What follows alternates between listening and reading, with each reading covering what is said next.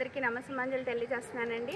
ముందుగా అందరికీ భోగి శుభాకాంక్షలు తెలియజేస్తూ, భోగి మంటల గురించి మనం ఇన్ని రోజులు అపోహలు పడుతూ భోగి అంటే ఇంట్లో పనికిరాని సామాన్లన్నీ పట్టుకొచ్చేసి మంటల్లో వేసేస్తాము, ఆ తర్వాత మనకి మంచి జరుగుతుంది అన్నట్టు కాదండి. నిజానికి శీతాకాలం మారుతూ ఉన్నప్పుడు వాతావరణంలో వచ్చే మార్పులన్నింటికి తట్టుకోవడానికి మన శరీరం వీలుగా మార్పు చెందాలంటే ఈ భోగి మంటల్లో ఆవు నెయ్యి, హారతి కర్పూరం వేసి వెలిగించినప్పుడు వచ్చే వాయువుల వల్ల వాతావరణంలో ఉన్న క్రిమికీటకాలన్నీ నశించిపోయి మనకి ఏ విధమైన జబ్బులు రాకుండా మన శరీరం సిద్ధమవుతుందన్న ఉద్దేశంతో ఈ భోగి మంటలను ఏర్పాటు చేశారు. దాంతోపాటుగా భోగభాగ్యాలతో వర్ధిల్లాలని, దీనికి సంబంధించి అనేక కథలు ప్రచారంలో ఉన్నా కూడా నెక్స్ట్ ఇయర్ నుంచి అయినా మనం విలువైన ఈ పండుగని ఎంతో అపురూపంగా వైభవంగా చేసుకుందామని నేను తెలియజేస్తున్నానండి. భోగి మంటల దగ్గర నేను కట్టుకున్న చీర అండి, కాశీ విశాలాక్షి అమ్మవారి దేవాలయం నుంచి తెచ్చుకున్నానండి.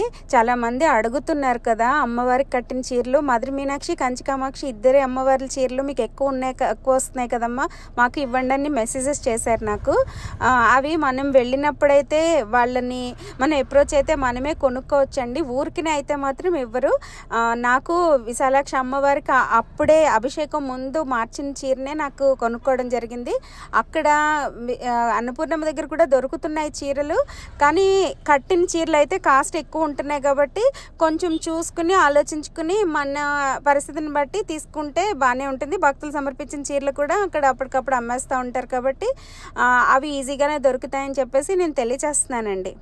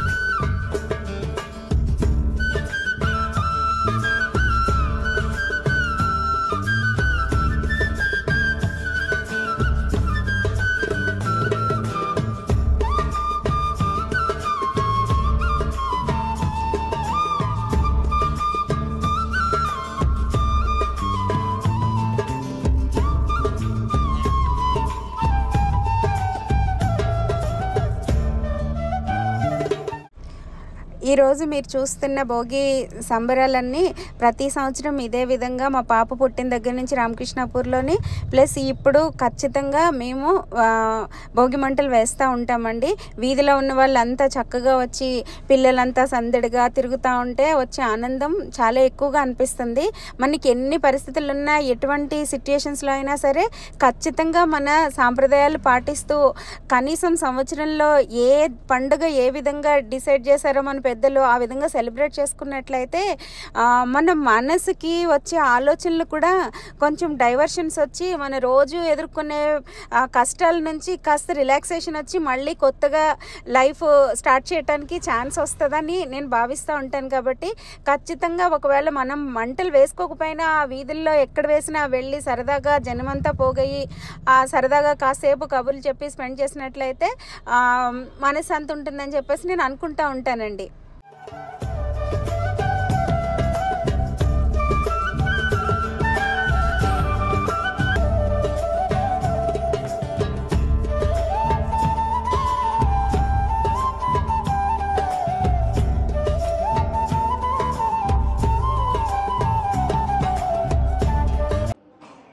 ఈరోజు అమ్మవారిని చూపిస్తూ అమ్మ గురించి 2 మాటలు చెప్పండి అమ్మ అని చెప్పారు కదా, అందుకని చెప్పాలనుకుంటున్నానండి. నిజానికి మనం అమ్మ తత్వం అర్థం చేసుకుంటూ మన జీవన ప్రయాణ గమ్యం ఏంటి అని ఆలోచించుకుంటూ వెళ్ళినప్పుడండి అసలు అమ్మని చూడాలి అనే భావనతో మన ప్రయాణం మొదలవుతుందండి. అమ్మని చూడాలి అని మనం ఆలోచించినప్పుడు తర్వాత నెమ్మదిగా అమ్మని చూడకపోతే అమ్మ మనకు అంత తొందరగా ఏం దర్శనం ఇచ్చారు కదా, అమ్మని చూడకపోతే బ్రతకడం ఎందుకు అని అనిపిస్తూ ఉంటుందండి.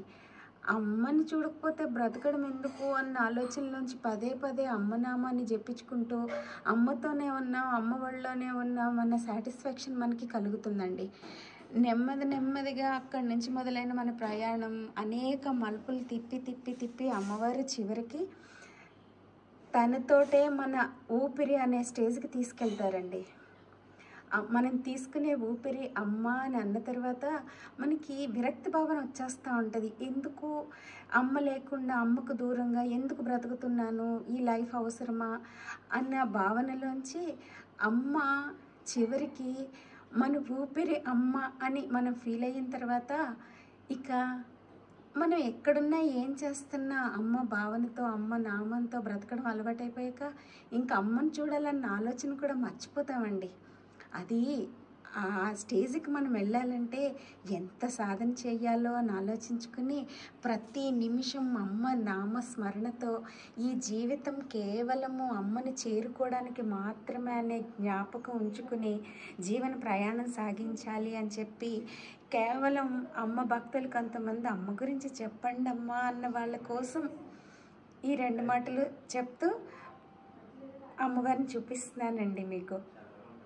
ఈరోజండి సిరిహాసిని అమ్మవారు నిజానికి అమ్మవారిని తయారు చేసిన వెంటనే అష్టోత్తరంతో లఘువుగా పూజ చేసుకున్న తర్వాత వీడియోలు తీయించాను.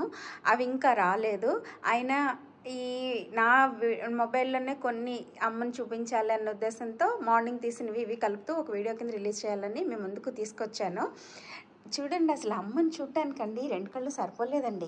అమ్మ ఒక్క ఎత్తు అయితే అండి, వినాయకుడు చూసారా సర్వసిద్ధిప్రద మహాగణాధిపతి అని, అసలు అర్థాలే తెలియని నేను నా చేత ఈ మహాగణపతికి అమ్మవారు పెట్టించింది సర్వసిద్ధిప్రద మహాగణపతి అని నామం అండి. ఆయన అందం అండి రోజు రోజుకి పెరిగిపోతాం. ఎంత ఆనందంగా అనిపిస్తూ ఉంటే అమ్మవారు కూడా అలాగే ఉన్నారు. అమ్మ ఎప్పుడు ఇలాగే ఉంటారు అనుకోండి. ఈరోజు అయితే అమ్మని చుట్టానికి 2 కళ్ళు సరిపోలేదంటారు కదా, ఒక్క వైభవం అండి మొత్తం ఆ నామాలతో అండి. ఇక అసలు అమ్మ ఇన్ని రోజులు అలంకారం ఒక ఎత్తు అయితే ఈరోజు ఒక్కరోజు ఒక్కలాగా కనిపిస్తున్నారు. సరదాగా చూస్తారని చూపిస్తూ అమ్మని. నిజానికండి నాకు 2-3 మళ్ళీ అమౌంట్స్ ఇస్తాను అని అన్నారు. వారు ఇచ్చిన అమౌంట్స్ అన్నీ నేను నత్తు ముక్కు పుడక అన్ని పింక్ కలర్ చేయించాలనుకుంటున్నానండి. అది కూడా అడ్జస్ట్మెంట్స్ చేయించలేకపోతున్నాను కాబట్టి ఈసారి కూడా భక్తులు ఇచ్చే మనీతో చేయిస్తాను. ఎందుకంటే సుష్మా గారు అని చెప్పాను కదా లాస్ట్ వీడియోలో, ఆవిడ మొత్తం అమౌంట్ అంతా వేసేసారు. నేను చెప్పకపోయినా ఆవిడ ఊహించుకుని ఇన్ని గ్రామ్స్ అన్నానని వేసేసారు కాబట్టి అది మొత్తం సుష్మా గారి పేరే రాయించేస్తాను. ఇక మళ్ళీ నాకు ఇచ్చిన వేరే వాళ్ళ అమౌంట్స్ అన్నీ నేను కేవలం నేను అనుకున్న చిన్న ఉన్నాయని చెప్పాను కదా, అమ్మ నగలండి. అమ్మ మెళ్ళలో ఉన్నవన్నీ ఇంకా అమ్మకి చేయించటం అవ్వలేదు. కిరీటము, అభయహస్తం, వడ్డాణం మాత్రం చేయించాను. మిగిలినవన్నీ నా నగలే వేస్తున్నాను అమ్మకి. ఇకపై మాత్రం భక్తులు ఇచ్చిన వాటితో అమ్మకి చాలా ఉన్నాయండి చిన్నవి చేయించాల్సినవన్నీ. బంగారం రేట్ పెరిగిపోయింది కదా, అందుకని చేయించలేకపోతున్నాను. ఇప్పుడు భక్తుల సంకల్పంతో, అమ్మవారి సంకల్పమేమో, భక్తులు ఇచ్చిన మనీతో అమ్మ సంకల్పంతో నేను అనుకున్నవన్నీ చేయిస్తాను ఒకటి అని తెలియచేస్తూ అమ్మ ఆశీస్సులు మీకు ఉండాలని ఆ అమ్మవారిని ప్రార్థిస్తున్నానండి.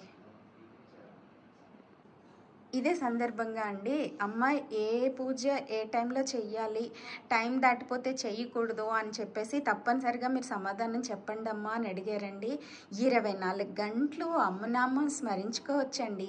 పూజ మనకి టైంని బట్టి ఈ టైం అంటే ప్రత్యేకంగా తెల్లవారుజామున చేసే పూజలో విపరీతమైన ఫలితం చక్కగా ఉండి మనకి ఈ రోజుకే కాదు మనం చేసిన పాపాలన్నీ కరిగించడానికి కూడా తెల్లవారుజామున చేసే పూజలు ఉపయోగపడడం ఒక ఎత్తు అయితే, ఈరోజు లేట్గా చేసినా కూడా ఏ టైంలో అయినా భగవన్నామ స్మరణ చేసుకోవడానికి అసలు టైంతో పని ఏంటండి. పగలు రాత్రి అమ్మే అవుతారు.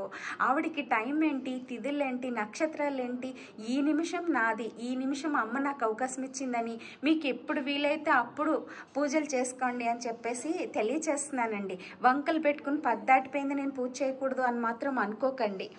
ఏ టైం దొరికితే ఆ టైంలో అసలు పూజ చెయ్యటం అన్నది మానకుండా ప్రతి క్షణం అమ్మనామ స్మరణ మనసులో ఎలా ఉండాలో ప్రతిరోజు కూడా నేను ఏ టైం వీలైతే ఆ టైంలో పూజ చేసుకోవాలి అని గుర్తుంచుకొని పూజ చేసుకోండి అని చెప్పి తెలియజేస్తున్నాను. నాకు తిథుల మీద, మంచి రోజులు వీటి మీద పెద్దగా నమ్మకం ఉండదండి. నాకు ఈ రోజు ముఖ్యం అంతే. నాకు ఈ నిమిషం నేను బ్రతుకున్నాను, నాకు ఈ నిమిషమే ముఖ్యం. ఈ నిమిషం నాకు అమ్మ నామం తలుచుకోవడానికి అవకాశం కల్పించారు, అది నా అదృష్టం. నేను అలాగే బ్రతుకుతాను. అమ్మని నమ్మి నన్ను అడిగే వాళ్ళకి కూడా నేను అదే సమాధానం చెప్తానండి.